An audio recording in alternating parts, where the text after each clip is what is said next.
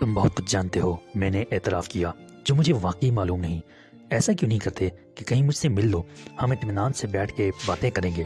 Sorry boy, میں airport پر ہوں اور میرے جہاز کی روانگی میں چند منٹ رہ گئے ہیں، وہ بولا، ورنہ میں آ جاتا۔ اچھا تو اپنا پتہ بتا دو، میں تم سے خط و کتابت رکھوں گا۔ میں نے کہا، تم مجھے تفصیل سے وہ باتیں لکھ کر بتا سکتے ہو۔ میں دوبارہ کہوں گا سوری، میں لکھ کر کچھ نہیں دے سکتا، میرا اصول یا میری مجبوری، جو چاہو سمجھ لو، اور میں تمہیں صرف راستہ دکھا رہا ہوں، باقی سب تمہاری عقل اور ہمت پر چھوڑ رہا ہوں، میرے خیر خواہ نے کہا۔ اچھا تم کس فلائٹ سے جا رہے ہو اور کہاں؟ میں نے مایوسی سے کہا۔ مجھے اب اس شخص پر اعتبار آنے لگا تھا۔ وہ ہنسا، تم واقعی ذہین ہو، مگر میں بھی اتنا بیوقوف نہیں سکندر بک۔